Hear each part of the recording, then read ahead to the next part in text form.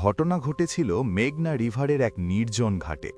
লোকেশনটা শহরের বাইরে, খুব কম মানুষ যায়।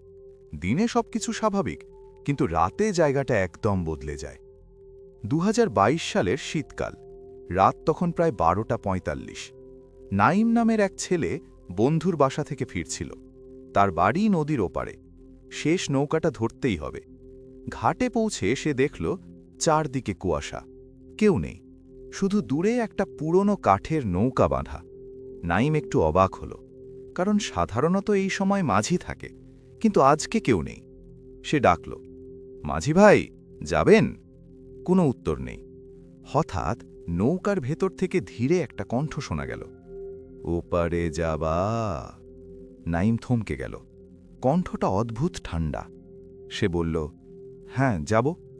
নৌকাটা ধীরে ধীরে ঘাটে এসে লাগল, কিন্তু আশ্চর্যের বিষয়, নৌকায় বসা লোকটার মুখ ঠিকমতো দেখা যাচ্ছে না।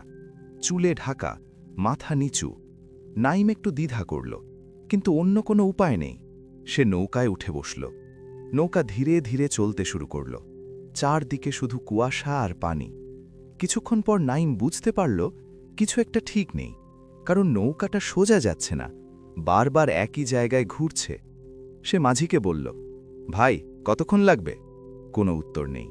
নাইম এবার একটু জোরে বলল, শুনছেন? হঠাৎ মাঝি ধীরে মাথা তুলল, আর নাইম যা দেখল, তার শরীর ঠান্ডা হয়ে গেল। কারণ মাঝির মুখে কোনো চোখ নেই, শুধু ফাঁকা কালো গর্ত। মাঝি ফিসফিস করে বলল, ওপারে যাওয়ার আগে নাম দিতে হয়। নাইম কাঁপা গলায় বলল, কোন নাম? মাঝি ধীরে বলল, যে নাম নদী নেবে। ঠিক তখনই নৌকার নিচে কেউ যেন ধাক্কা দিল। পানি হঠাৎ অদ্ভুতভাবে নড়তে লাগল। নাইম নিচে তাকিয়ে দেখল, পানির নিচে অনেকগুলো হাত, সাদা ফুলে ওঠা হাত। ওরা ধীরে ধীরে নৌকার দিকে উঠছে। নৌকার নিচে কিছু একটা বারবার ধাক্কা দিচ্ছিল। নাইম কাঁপতে কাঁপতে নিচের দিকে তাকাল। কুয়াশা আর অন্ধকারের মাঝেও সে স্পষ্ট দেখতে পেল পানির নিচে অসংখ্য হাত নড়ছে, সাদা, ফুলে ওঠা, মৃত মানুষের হাতের মতো। ধীরে ধীরে সেই হাতগুলো পানির ওপর উঠতে শুরু করল। একটা, দুটো, তারপর অনেকগুলো। ওগুলো নৌকার কাঠের গায়ে ধরে টান দিচ্ছে। নৌকাটা দুলতে শুরু করল। নাইম চিৎকার করে উঠল, এগুলো কি? মাঝি কোনো উত্তর দিল না। সে শুধু দাঁড়িয়ে আছে, তার চোখহীন মুখটা এখন নাইমের দিকেই তাকিয়ে। মাঝি ফিসফিস করে বলল, ওরা নাম চায়। নাইম ভয়ে বলল, কার নাম? মাঝি ধীরে বলল, যারা ডুবে গেছে, তারা একা থাকতে চায় না। নৌকার একপাশে হঠাৎ একটা হাত উঠে এলো, ভেজা, ঠান্ডা, নাইমের পায়ের কাছে। নাইম ঝটকা মেরে পা সরিয়ে নিল, কিন্তু হাতটা আবার এগিয়ে এলো। এবার আরও শক্ত করে ধরে ফেলল তার পায়ের গোড়ালি। নাইম অনুভব করল বরফের মতো ঠান্ডা একটা চাপ। সে লাথি মেরে হাতটা সরাতে চেষ্টা করছে, কিন্তু যতই চেষ্টা করছে, হাতটা আরও শক্ত করে ধরে ফেলছে। আরেকটা হাত উঠে এলো, তারপর আরেকটা। মিনিটের মধ্যে পুরো নৌকার চারপাশে হাতগুলো ভরে গেল। ওরা সবাই যেন একসাথে ফিসফিস করছে, নাম দাও, নাম দাও। নাইম চিৎকার করে মাঝিকে বলল, এগুলো থামান। মাঝি এবার ধীরে ধীরে সামনে এগিয়ে এলো। তার ভেজা কাপড় থেকে পানি পড়ছে।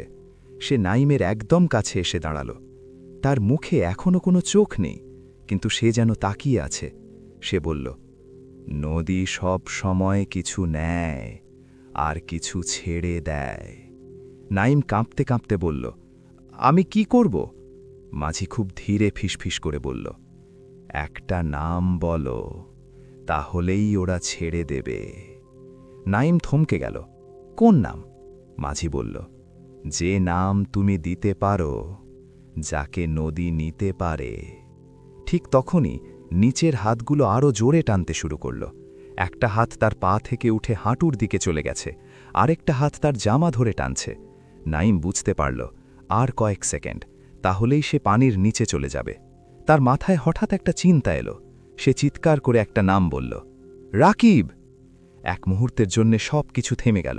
হাতগুলো হঠাৎ স্থির হয়ে গেল। নদী শান্ত, নীরবতা। তারপর হঠাৎ সব হাত একসাথে পানির নিচে অদৃশ্য হয়ে গেল। নৌকাটা থেমে গেল। নাইম হাঁপাতে লাগল। সে ভাবল সব শেষ, সে বেঁচে গেছে।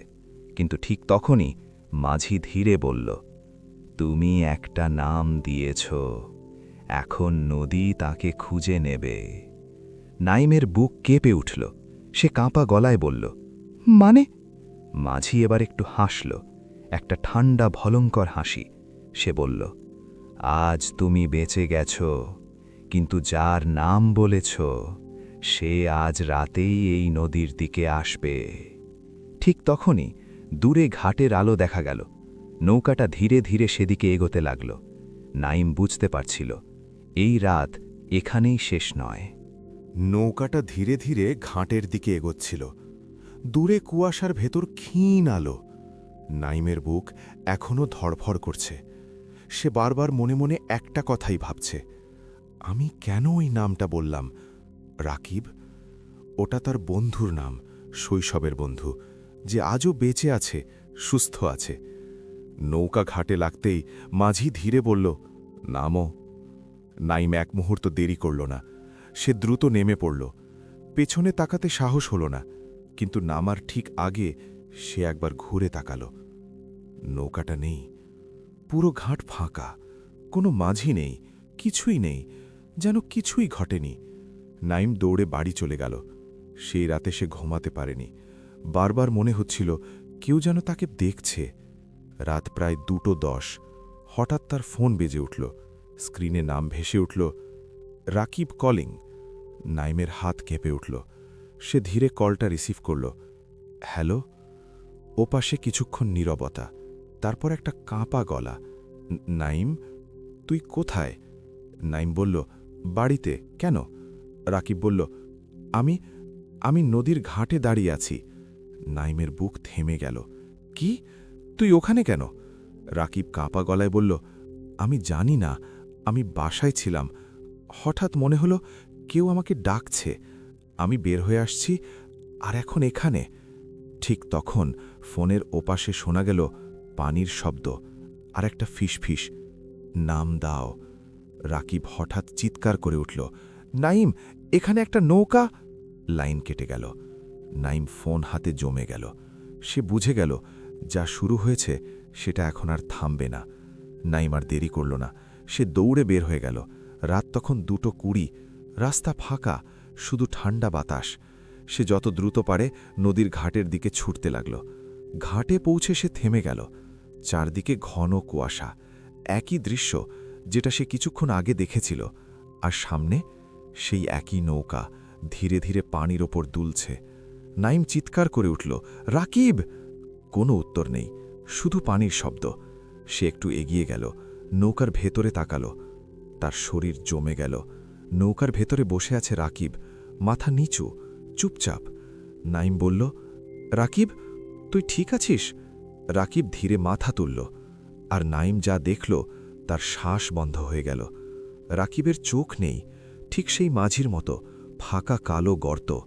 রাকিব ধীরে বলল, তুই আমার নাম দিয়েছিলি। নাইম পিছিয়ে গেল। না, না! রাকিব ধীরে উঠে দাঁড়াল। তার গায়ে ভেজা কাপড়, পানি পড়ছে। সে বলল, এখন তোর পালা। ঠিক তখনই নৌকার নিচ থেকে আবার হাতগুলো উঠতে শুরু করল, অনেকগুলো, এইবার আগের চেয়েও বেশি। ওরা সবাই একসাথে নাইমের দিকে এগোচ্ছে। ফিসফিস আওয়াজ, আরেকটা নাম, আরেকটা। নাইম বুঝতে পারল এই অভিশাপ থামেনি, এটা শুধু শুরু। নদী একবার নাম নিলে থামে না। নাইম দৌড়াতে চাইল, কিন্তু তার পা যেন মাটিতে আটকে গেছে। নৌকার নিচ থেকে ওঠা হাতগুলো এখন মাটির দিকেও ছড়িয়ে পড়ছে। ঘাটের সিঁড়ি ভিজে যাচ্ছে, যেন নদী ধীরে ধীরে স্থলের দিকে উঠছে। রাকিব ধীরে নৌকা থেকে নামল। তার পায়ের নিচে পানি জমে যাচ্ছে। সে হাঁটছে, কিন্তু তার পায়ের নিচে মাটি নেই, শুধু ভেজা অন্ধকার। সে বলল, নদী শুধু নেয় না, ছড়িয়েও দেয়। নাইম কাঁপতে কাঁপতে বলল, তুই মানুষ না। রাকিব ধীরে হাসল, আমি ছিলাম। ঠিক তখন নাইমের ফোন আবার বেজে উঠল। অজানা নাম্বার। সে কাঁপা হাতে রিসিভ করল। ওপাশে এক মহিলা কাঁদছে। আমার ছেলে, সে বলছে নদীর কাছে যাচ্ছে। সে বারবার একটা নাম বলছে, নাইম! নাইমের শরীর ঠান্ডা হয়ে গেল। সে বুঝল এটা শুধু একজনের না, এখন নামগুলো ছড়িয়ে পড়ছে। যে নাম বলা হয় সেও এই অভিশাপে জড়িয়ে যায়। পেছনে তাকিয়ে সে দেখল ঘাটে আরও মানুষ দাঁড়িয়ে, কিন্তু তারা সবাই স্থির, চোখ ফাঁকা, যেন অপেক্ষা করছে। নাইম দৌড়ে দূরে যেতে চাইল, কিন্তু যত দূরে যাচ্ছে ঘাটটা আবার সামনে চলে আসছে। একই সিঁড়ি, একই নৌকা, একই কুয়াশা। সে আটকে গেছে। ঠিক তখনই সেই প্রথম মাঝি আবার দেখা দিল, চোখহীন মুখ, ভেজা শরীর। সে বলল, তুই এখন নদীর ভেতরে। নাইম চিৎকার করল, আমি কিভাবে বের হব? মাঝি বলল, নদীর নিয়ম আছে, একটা নাম দিলে একটা প্রাণ বাঁচে, কিন্তু অভিশাপ থামে না। নাইম বলল, তাহলে কি করলে থামবে? মাঝি কিছুক্ষণ চুপ করে থাকল, তারপর ধীরে বলল, যে প্রথম নাম দিয়েছিল তাকে ফিরিয়ে দিতে হবে। নাইম থমকে গেল। মানে? মাঝি বলল, এই অভিশাপ শুরু হয়েছিল বহু বছর আগে। একজন বাঁচার জন্য অন্যের নাম দিয়েছিল, সেই চক্র এখনও চলছে। নাইম বুঝতে পারল এই অভিশাপ ভাঙতে হলে কাউকে মরতে হবে, আর সেই কেউ হতে পারে সে নিজে। ঠিক তখন পানির ভেতর থেকে একটা মুখ ভেসে উঠল, অর্ধেক পচা, চোখ ফাঁকা। সে বলল, ফিরিয়ে দাও, নইলে সবাই আসবে। নাইম হাঁপাতে হাঁপাতে বসে পড়ল। তার মাথায় হঠাৎ একটা স্মৃতি ফিরে এলো, শৈশবের ঘটনা। একদিন সে আর রাকিব এই নদীতে সাঁতার কাটছিল। হঠাৎ নাইম ডুবে যাচ্ছিল। সে চিৎকার করে উঠেছিল, রাকিব! তারপর কেউ তাকে ঠেলে অপরে তুলেছিল। সে বেঁচে গিয়েছিল, কিন্তু রাকিব ডুবে গিয়েছিল। সবাই বলেছিল ওটা দুর্ঘটনা, কিন্তু এখন সব কিছু পরিষ্কার। নাইম কাঁপতে কাঁপতে বলল, আমি তখনই নাম দিয়েছিলাম। মাঝি ধীরে মাথা নাড়ল। হ্যাঁ, তুই তখন বেঁচে গেছিস, আর সে শুরু করেছিল এই চক্র। নাইমের চোখ দিয়ে পানি পড়তে লাগল। সে বুঝল এই পুরো অভিশাপের শুরু আর থেকেই। রাকিব ধীরে তার সামনে এসে দাঁড়াল। এবার তার চোখে অদ্ভুত আলো। সে বলল, এখন শেষ করার সময়। নাইম ধীরে নদীর দিকে এগিয়ে গেল। পেছনে হাজারো কণ্ঠ, নাম দাও, নাম দাও। কিন্তু এবার সে থামল। সে ধীরে বলল, আজ আমি কাউকে নাম দেব না, আমি নিজেই ফিরব। রাকিবের মুখ বদলে গেল, হাসি মিলিয়ে গেল। নদী হঠাৎ অশান্ত হয়ে উঠল। নাইম চোখ বন্ধ করে সোজা পানির মধ্যে ঝাঁপ দিল। নাইম চোখ বন্ধ করে নদীতে ঝাঁপ দিল। পানি ছুতেই তার শরীর যেন বরফ হয়ে গেল। চারপাশ অন্ধকার, নিচে, আরও নিচে সে ডুবে যাচ্ছে। কিন্তু এটা সাধারণ পানি না, মনে হচ্ছে সে একটা গভীর শূন্যতার মধ্যে পড়ছে। হঠাৎ সে অনুভব করল অনেকগুলো হাত তাকে ঘিরে ফেলেছে। সেই একই হাত যেগুলো নৌকার নিচে ছিল, কিন্তু এবার তারা টানছে না, বরং থামিয়ে রেখেছে। ধীরে ধীরে চারপাশে অসংখ্য মুখ ভেসে উঠল। সবাই ডুবে যাওয়া মানুষ, চোখ ফাঁকা, কিন্তু এবার শান্ত। একটা কণ্ঠ শোনা গেল, অবশেষে সে ফিরে এসেছে। নাইম চোখ খুলল। তার সামনে দাঁড়িয়ে রাকিব, কিন্তু এবার তার চোখ আছে, স্বাভাবিক। সে শান্তভাবে তাকিয়ে আছে। নাইম কাঁপা গলায় বলল, আমি দেরি করে ফেলেছি। রাকিব মৃদু হাসল, না, তুই ফিরে এসেছিস। চারপাশের সব আত্মা ধীরে ধীরে আলোতে মিলিয়ে যেতে শুরু করল। নদীর ভেতরের অন্ধকার কেটে যাচ্ছে, যেন বহু বছরের অভিশাপ ভেঙে যাচ্ছে। মাঝির কণ্ঠ ভেসে এলো, চক্র শেষ, নদী যা নিয়েছিল তা ফিরিয়ে দিল। নাইম অনুভব করল তার শরীর হালকা হয়ে যাচ্ছে। সে ধীরে ধীরে উপরের দিকে উঠছে।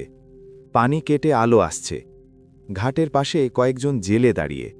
তারা অবাক হয়ে দেখল একটা দেহ ভেসে উঠছে। তারা দ্রুত তুলে নিল। কেউ বলল, এই ছেলেটা তো গত রাতে নিখোঁজ ছিল। আরেকজন বলল, বেঁচে আছে নাকি? তারা চেক করল, না, নাইম আর বেঁচে নেই। তার মুখে শান্ত একটা হাসি। কয়েকদিন পর একজন নতুন ছেলে রাতে সেই ঘাটে এলো। শেষ নৌকা ধরবে। চারদিকে কুয়াশা, ঠিক আগের মতোই। দূরে একটা নৌকা, একজন মাঝি বসে আছে। কিন্তু এবার মাঝির মুখে চোখ আছে। সে ধীরে মাথা তুলে বলল, ওপারে যাবা? ছেলেটা বলল, হ্যাঁ। মাঝি মৃদু হাসল, তার চোখে অদ্ভুত শান্তি। কিন্তু নদীর পানির নিচে এক মুহূর্তের জন্য আবার দেখা গেল অসংখ্য হাত ধীরে ধীরে নড়ছে। অভিশাপ পুরোপুরি শেষ হয়নি, শুধু নতুন রূপ নিয়েছে। সব নদী শুধু পানি না, কিছু নদী নাম ধরে ডাকে।